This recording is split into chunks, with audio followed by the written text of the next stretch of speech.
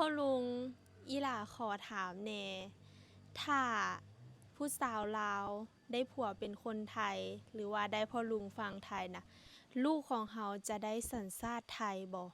แล้วจะมีเงินเดือนตั้งแต่แรกเกิดคือเด็กน้อยไทยบ่เนาะอีหล่าเห็นหลายๆคนที่แบบเป็นเด็กน้อยไทยนะเพิ่นจะมีเงินเดือนให้แต่ว่าอีหล่าบ่ฮู้ว่าถ้าอีหล่านะได้ผัวเป็นผู้บ่าวไทยหรือว่าพ่อลุงฝั่งไทยนี่จะได้สัญชาติไทยแล้วจะได้เงินเดือนแรกเกิดคือจังคนไทยอยู่บ่เนาะพ่อลุงคนใดที่ฮู้หรือว่าพ่อลุงที่มีแฟนเป็นผู้สาวลาวตอนนี้แล้วมีลูกนำกันเนาะก็สามารถคอมเมนต์มาบอกอีหล่าแหน่อีหล่าก็อยากฮู้ลังเทื่อพ่อลุงฝั่งไทยตกหลุมรักอีหล่าเด้นะ เป็นตาสิได้อยู่บ่ลูกเขยฟังไทยนี่เนาะอีหล่าค่าดอง10 ล้านกีบนี่ล่ะอีหล่าก็เป็นผู้สาวบ้านนอกเป็นสาวชนบทเนาะพี่ๆเนาะนี่อันนี้ก็เป็นเรือนของอีหล่าก็เป็นเรือนไม้มุงสังกะสีนี่ล่ะพี่ๆนี่หาแต่ไปเก็บฟืนมาเนาะช่วงนี้ฝนตกพี่ๆเอ้ยเมืองนี่ ไปเก็บฟืนมาก็จะต้องได้เอาเข้าไว้กองล่างเหือนแบบนี้นี่เพราะว่าถ้าเอาไว้ทางนอกปกติแล้วก็จะเอาไว้ทางนอกแต่ว่าถ้าเอาไว้ทางนอกก็จะแบบว่าดั่งไฟบ่ได้ถูกฝนตากฝนนี่เบิ่งแหมช่วงหน้าฤดูฝนนะเตาไฟก็เปพังเบิดพี่ๆเฮือนเพราะว่าเฮือนนี่เนาะมันก็แบบบ่ได้อยู่ฝนปานใดบางม่องก็ฝนตกนี่แหละอันนี้ก็คือบ้านของน้องขวัญเนาะอยู่ตามชนบทบ้านนอกแบบนี้แหละค่าดองกระโบแพงค่าดอง10 ล้านกีบอยากได้ยีแม่บอกว่าอยากได้ลูกเขยแล้วแต่อยากได้ลูกเขยฟังไทยอีหลากับบุฮูว่าสิมีอยู่บ่สิมีบุญวาสนาได้อยู่บ่เนาะผู้บ่าวฟังไทยนี่อันนี้ก็คือเนาะอีหลาไปเฮ็ดงานก่อสร้างไปรับจ้างเฮ็ดเฮือนนะแล้วพออีหลาก็ใส่กระเบื้องให้เขาอันนี้ก็มันเป็นกระเบื้องเศษเนาะกระเบื้องเศษที่แบบเพิ่นบ่เอามันจะเป็นหูอยู่แบบนี้ก็เอามาไว้แบบมีโอกาสนี่ได้แปลงเฮือนนี่เพราะว่าอันนี้มันเป็นสังกะสีแล้วมันก็อยากหัวแน่เนาะถ้าได้กระเบื้องแบบนี้มามุงนี่โหดีเลยแหละเนาะพี่ๆเนาะเห็นแต่ไปเฮ็ดเฮือนคนอื่นเห็นแต่เฮือนคนอื่นนี่มุงกระเบื้องแบบนี้ขอเอาเพิ่นก็ใจดีเด้อพี่เวเพิ่นก็ให้เนาะนี่ล่ะก็เลยเอามาไว้ใส่เฮือนเนาะนี่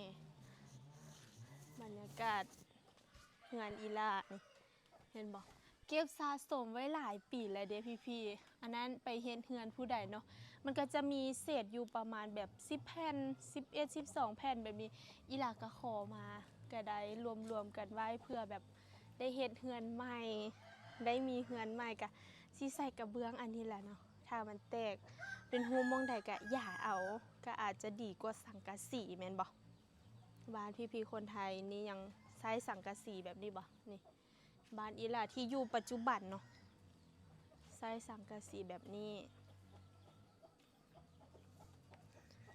ตอนนี้ก็กำลังเก็บเงินเก็บออมเพื่อมาเฮ็ดบ้านอยากได้บ้านหลังใหม่อยากได้บ้านที่แบบก่อฝาเนาะก่อเป็นบล็อกหรือว่าอีหยังแล้วก็แบบหาเทื่อละเล็กเก็บเล็กเก็บน้อยเนาะพี่เพเพื่อมาเฮ็ดนี่ล่ะความฝันของอีหล่าก็อยากได้มีเฮือนปูนเนาะบ่แน่ใจว่าเพิ่นเอิ้นเฮือนปูนบ่อยากได้เฮือนปูนเฮือนก่อนี่ฝนตกได้ช่วงนี้นะฝนตกหนักเลยแหละแล้วก็แบบหัวเฮือนก็หัวนอนก็บางมือก็ถึกฝนเนาะพี่ๆฝากพี่ๆกับเบิ่งคลิปอีหล่าเป็นกำลังใจติดตามอีหล่าแน่เด้อพอสิได้เงินมาเฮ็ดเฮือนใหม่สร้างเฮือนใหม่เนาะเบิ่งไม้นี่พ่ออีหล่า เฮ็ดให้เนาะก็จะแบบบักไม้ใหญ่ลงมาก็เลยเลื่อยไว้แล้วพี่ๆเลื่อยไว้เก็บไว้เทื่อละหน่อยเพื่อให้มันพอเฮ็ดบ้านหลังหนึ่งนี่อันนี้ก็จะเป็นไม้ที่เลื่อยมาจากให้เนาะอันนี้เป็นเสานี่เสาก็จะเป็นเสาใหญ่ๆแบบนี้ ก็ยังได้บ่หลายบ่ฮู้ว่าสิพอบ่เพราะต้นไม้ใหญ่มันก็จะมี 2-3 ต้นเนาะนี่ล่ะอันนี้ก็จะเป็นไม้เหือนเนาะนี่เลื่อยเอาเองก็จะบ่งามเด้นี่ล่ะอีหลาให้ฮู้ให้เห็นความจริงแล้วสรุปพ่อลุงรับอีหลาได้อยู่บ่สภาพเรือนศาลของอีหลาก็เป็นแบบนี้เนาะค่าดอง10 ล้านนี่พ่อลุงรับได้บ่แต่ที่แน่ๆพ่อลุงอย่าลืมตอบอีหลาเด้อว่าถ้าอีหลากับพ่อลุงได้เป็นแฟนกันมีลูกนำกันจะได้สัญชาติไทยบ่แล้วจะได้เงินเดือนแรกเกิดบ่เนาะพ่อลุงตอบอีหลามาแน่เด้อ